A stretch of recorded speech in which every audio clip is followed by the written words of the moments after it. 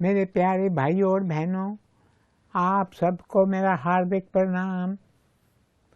कल मैं आपको पलटू नामक एक देहाती के बारे में बता रहा था जो श्री बद्रीनाथ के मंदिर में श्री हरि के दर्शन करने वहाँ पहुँचा था।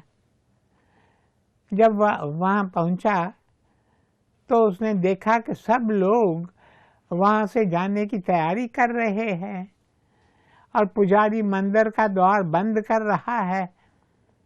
उसने पंडित के पैर पकड़कर कहा, मुझे केवल एक बार श्री हरि के दर्शन करवा दें, मैं बहुत दूर से आया हूँ।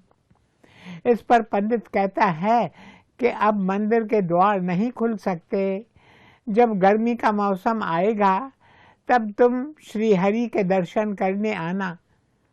इस पर पलटू रोते हुए कहता है, मैं एक वृद्ध हूँ, वापस जाकर फिर गर्मी के मौसम में कैसे लौट कर आ पाऊँगा।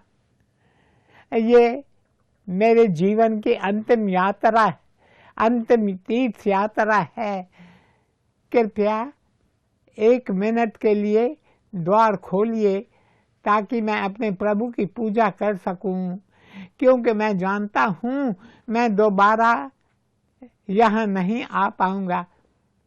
सारे गांव के लोगों को पलटू पर बड़ी दया आ रही थी। यह देखकर पंडित को बहुत गुस्सा आया। वह बोला, मूर्ख, क्या तुम अनपढ़ गंवार हो जो तुम्हें हमारे रीति रिवाजों के प्रति कोई आदर ही नहीं है। जब मानव इस मौसम में बद्री आश्रम को खाली करेंगे तभी तो देवी देवता श्री हरि की पूजा कर सकेंगे। क्या तुम देवताओं के यज्ञ में विघ्न डालने की जुर्रत कर सकते हो? मैं कहता हूँ चले जाओ यहाँ से और मुझे अपनी उल्टी सीधी तरकीबें मत बताओ। इसके पहले कि पलटू अपना सर उठाता, पुजारी उसे लांघ कर चला गया। पलटू बेचारा मंदिर की अंतिम सीढ़ी पर अपना सर रख कर जी भर कर रोया। फिर कुछ ही देर में सारा नगर खाली हो गया। दूर से केवल अलकानंद नदी के बहते पानी का स्वर सुनाई दे रहा था। पलटू अपनी जगह से नहीं हिला। उसने अपने मन मंदिर में बद्रीनाथ स्थित श्री हरि की मूर्त देखी। उसने अपने मन ही मन कहा, मुझे तो चाहत है तेरी, एक तेरी ही तेरी, मैं यहीं बैठा रहूँगा और जब मौत आएगी तो तुम्हारी चौखट पर ही दम तोड़ दूंगा। क्या हुआ जो मुझे तुम्हारा दर्शन नहीं मिला? मैं बद्री का आश्रम आया हूँ और शायद तुमने मेरी किस्मत में यही लिखा है, तो ठीक है, मैं तुम्हारी चौखट पर दम तोड़ूंगा और तुम्हारे पास आऊँगा। उस लोक में जिसके द्वार भक्त के लिए कभी बंद नहीं होते, करके यात्रा पूरी हम तेरे पास आएंगे। जग से कहकर खुदा हाफिज तेरे चरणों में बस जाएंगे। मेरे प्यारे भाइयों और बहनों, इस तरह कई घंटे बीत गए। पलटू वहीं पर आ रहा। सांझ के साए घिर आए। अचानक उसने अपने कंधों पर किसी हाथ को महसूस किया। उसने तो सर उठाकर देखा भी नहीं। तभी एक नम्र स्वर उसके कानों में पड़ा, बाबा आप यहाँ क्या कर रहे हैं? पलटू ने अपना सर उठाकर देखा। उसके सामने एक सांवले रंग का ग्वाला खड़ा था, जिससे पलटू ने कहा, मैं बद्री का आश्रम में श्री हरि की पूजा करने आया था, लेकिन भगवान की मर्जी कुछ और ही है। मैं अब वृद्ध हो गया हूँ और बहुत थक भी गया हूँ, इसलिए मैंने अपने जीवन के अंतिम दिन यही मंदिर की चौखट पर बिताने का फैसला किया है। इस पर युवक ने कहा, रात होने वाली है और यहाँ बाहर बहुत ठंड है, तुम मेरे साथ आओ, मैं तुम्हें अपने निवास स्थान पर ले चलता हूँ। कम से कम रात तो तुम अंदर बिता लो। तुम्हें आगे क्या करना है इसके बारे में कल सोचेंगे। पलटू को लगा कोई उसे प्यार से उठा रहा है। उसने भी स्वयं को उस युवक के हवाले कर दिया। युवक उसे मंदिर से नीचे ले जाने की बजाय वह उसे ऊपर पहाड़ियों की ओर ले जा रहा था। रात के अंधेरे में पलटू को ठीक से कुछ दिखाई नहीं दे रहा था, पर हाँ, उस युवक का सहारा लेकर चलने में पलटू स्वयं को हल्का महसूस करने लगा। उसके दिल पर जो बोझ था अब वह हल्का होने लगा और वह इस बात से संतुष्ट हो गया कि युवक उसे जहाँ चाहे ले जाए। मेरे प्यारे भाइयों और बहनों, चलते चलते वे गुफा में पहुँचे। युवक ने उसे घास की कोमल शैया पर बिठाया। गुफा में एक दीप जल रहा था, जिससे गुफा में काफी रोशनी थी। फिर युवक ने कहा, तुम्हें भूख लगी होगी। ऐसा कहकर युवक खाना ले आया, जो उन दोनों ने आपस में बांटकर खाया। खाने के समय पलटू ने अपनी पूरी राम कहानी सुना डाली और युवक भी ध्यान से उसकी कहानी सुनता रहा। खाना खाने के बाद पलटू खुश था। युवक ने कहा, तुम बहुत थक गए होंगे, क्या तुम लेटना चाहोगे? इस पर पलटू बोला, नहीं, उल्टा अब तो मैं ताजगी महसूस कर रहा हूँ। तुम बहुत अच्छे हो, तुम्हें देखकर तो मेरे सारे कष्ट दूर हो गए हैं। हम थोड़ी देर बैठते हैं और बाद में सो जाएंगे। युवक ने कहा, ठीक है, 1 मिनट ठहरो, मैं कुछ खेलने का प्रबंध करता हूँ। वह बाहर गया और अपने साथ कुछ काले पत्थर ले आया। फिर उसने सफ़ेद चूने से गुफा के फर्श पर कुछ रेखाएं बनाई और दोनों कोई खेल खेलने लगे। खेलने में समय कैसे बीत गया दोनों को पता ही नहीं चला। पर पलटू ने गुफा में उगते हुए सूर्य की किरणों को देखा और बोला, अरे भोर हो गई, भोर हो गई। युवक ने कहा, बाबा चलो, हाथ मुंह धोने के लिए मैं तुम्हें पास ही एक गर्म पानी का कुंड है, वहाँ ले चलता हूँ। पलटू युवक के साथ चल दिया और उसे यह देखकर आश्चर्य हो रहा था कि इतने हफ्तों की कठिन यात्रा की थकान उसके सारे शरीर से खत्म हो गई थी। चलते चलते पलटू ने आभार से कहा, तुम बहुत अच्छे हो। आज तक जीवन में मेरा ऐसा कभी सौभाग्य ही नहीं हुआ कि मुझे तुम जैसा कोई मिला हो।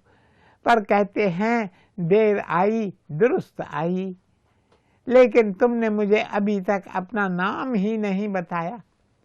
युवक ने हंसकर कहा, नारायण, और क्या, मैं यहाँ का हूँ और लोगों ने मुझे यही नाम दिया है। इस पर पलटू ने भाव विभोर होकर कहा, मुझे निराश देखकर बद्री नारायण ने नारायण को मेरी देखभाल करने के लिए भेजा। मेरे पास शब्द नहीं हैं जिनसे मैं आभार प्रकट कर सकूं। मेरे प्यारे भाइयों और बहनों, इस तरह बातें करते करते दोनों जल्दी ही तप्त कुंड जो मंदिर के पास था वहां पहुंच गए। नारायण ने पलटू का हाथ पकड़ा और उसे कुंड में डुबकी लगाने को कहा। डुबकी लगाते हुए पलटू ने कहा, यदि मुझे दर्शन नहीं मिला तो क्या होगा, पर तुम्हारी सहायता से मुझे बद्रीनाथ के इस कुंड में डुबकी लगाने का अवसर तो मिल गया। कुंड से बाहर निकलने के बाद पलटू ने नारायण से कहा, मैं अब प्रार्थना करूंगा। उसके बाद मंदिर जाकर वहां बद्रीनाथ जी को अंतिम बार साष्टांग प्रणाम करके वापस अपने घर लौट जाऊंगा। मैं श्री हरि का आभारी हूँ कि वे मुझे यहाँ लेकर आए और अब लौट कर जा रहा हूँ। तुमसे मिलकर मैं बहुत शांति तथा संतुष्ट महसूस कर रहा हूँ। ऐसा कहकर पलटू ने प्रार्थना की, इतना तो करना स्वामी, जब प्राण तन से निकले, गोविंद नाम लेकर तब प्राण तन से निकले। मेरे प्यारे भाइयों और बहनों, नारायण पलटू की बातें सुनकर मुस्कुरा दिया और फिर दोनों मंदिर की ओर चल पड़े। जैसे ही मंदिर के पास पहुंचे, उन्हें ढोल नगाड़े करताल के बजने की आवाज़ सुनाई दी। पलटू मंदिर के प्रधान पुजारी और उसके साथ लोगों की भीड़ देखकर हैरान हो गया। वह अपनी भावनाओं को रोक न सका और भागता हुआ पुजारी के पास जाकर कहा, पंडित जी, आप मुझ गरीब वृद्ध इंसान की खातिर लौट आए। आप मुझे बद्रीनाथ के दर्शन करवाने आ गए और मेरे ये देहाती भाई बहन भी इस वृद्ध को प्रभु के दर्शन करते हुए देखने के लिए आ गए। ओह, आप सब कितने दयालु हो, और आप सबको मेरे प्रभु ने अगले दिन ही यहाँ भेज दिया ताकि उनका ये वृद्ध भक्त यहाँ से निराश होकर न लौट जाए। मेरे प्यारे भाइयों और बहनों, पुजारी और सारे गांव वाले पलटू को आंखें फाड़ कर देखने लगे। उन्हें तो पलटू को देखकर विश्वास ही नहीं हो रहा था। आखिर पुजारी ने किसी तरह स्वयं को संभाला और पूछा, अरे भाई, तुम यहाँ सर्दी का मौसम कैसे गुजार पाए? तुम कहाँ रहे? तुमने क्या खाया? और तुम्हें देख कर तो लगता है मानो तुम अभी अभी स्वर्ग लोक से उतरे हो। इस पर पलटू बोला, लेकिन आप सब तो कल ही यहाँ से गए थे और मैंने अपने एक युवक मित्र जो ग्वाला है उसकी गुफा में रात गुजारी। उसका नाम है नारायण। मेरे प्रिय नारायण, तुम कहाँ हो? तुम कहाँ हो? तब पुजारी ने आश्चर्य से कहा, कल? क्या कह रहे हो? हम तो 6 महीने पहले मंदिर को ताला लगाकर चले गए थे। तुम किसी भी गांव वाले से पूछ लो और तुम कहते हो कि तुमने एक ग्वाले के साथ एक रात बिताई है। कहाँ है वह ग्वाला जिसकी तुम बात कर रहे हो?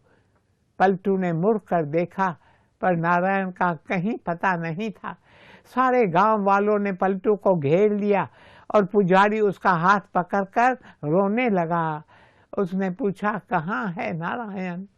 कहाँ है वह युवक जिसने 6 महीने तुम्हारी सेवा की, इन बर्फीली पहाड़ियों में तुम्हारी रक्षा की? पलटू ने हैरत से सबको घूरा। वह सोच रहा था, क्या सचमुच ये सब लोग 6 महीने पहले यहाँ से चले गए थे? क्या उसने नारायण की गुफा में 6 महीने गुजारे? समय इतना जल्दी कैसे बीत गया? क्या इतने दिनों तक वह दूसरे लोक में था? लेकिन सबसे मुख्य बात, नारायण कहाँ है? नारायण कहाँ है? सारे गांव के लोग चकित थे। फिर पुजारी ने पलटू का हाथ पकड़ा और उसे मंदिर की ओर ले जाने लगा। उसने रोकर पलटू से कहा, तुम सचमुच धन्य हो। हम सब यहाँ से चले गए और श्री हरि बद्रीनाथ ने स्वयं यहाँ तुम्हारी देखभाल की, अब मंदिर के द्वार तुम ही खोलोगे और उनके दर्शन कराओगे, जिस दर्शन से हमने तुम्हें वंचित रखा। पलटू बुद्धिमान तो नहीं था, he was not a sharp man, पर वह सब कुछ समझ गया, लेकिन उसे किसी बात का अचंभा नहीं हुआ। वह जानता था कि भगवान दयालु हैं और उन्होंने वचन दिया है कि जो भी उनकी शरण लेता है वे उसकी रक्षा करते हैं, उसकी देखभाल करते हैं। पलटू की आंखें तो अपने युवा मित्र नारायण को ढूंढ रही थीं, किंतु उसके मन में कोई उससे कह रहा था, नारायण इस भीड़ के सामने स्वयं को प्रकट नहीं करेंगे। पलटू मन ही मन सोच रहा था, अब मैं कब उसे देखूंगा। तभी मंदिर के पुजारी ने उसे मंदिर की चाबी हाथ में देकर ताला खोलने में उसकी मदद की। पलटू ने जब मंदिर के द्वार खोले तो भी उसके मन में यही चल रहा था, मैं फिर कब नारायण को देखूंगा, मैं फिर कब नारायण को देखूंगा, कब मुझे उसका दर्शन मिलेगा। मंदिर के द्वार खुल गए। मंदिर में 6 महीने पहले जो अखंड ज्योति जलाई गई वह अभी भी जल रही थी। तब मंदिर के मुख्य चबूतरे पर रखी श्री हरि की मूर्ति में पलटू को नारायण के दर्शन हुए। The young shepherd seemed to smile at him। और पलटू के पीछे जो भक्त खड़े थे उन्होंने जोर जोर से एक ही स्वर में कहा, जय बद्रीनाथ जी की, जय बद्रीनाथ जी की। मेरे प्यारे भाइयों और बहनों, यही है शरणम का अर्थ। प्रभु पर पूर्ण विश्वास रखना, सब कुछ उन पर छोड़ देना। आइए आज से हम भी पलटू की तरह सब कुछ प्रभु पर छोड़ दें, पूर्ण रूप से उनके शरणागति हो जाएं। फिर श्री हरि हमें भी आकर संभालेंगे, हमारे सारे दुख हर लेंगे। ओम शांति शांति शांति।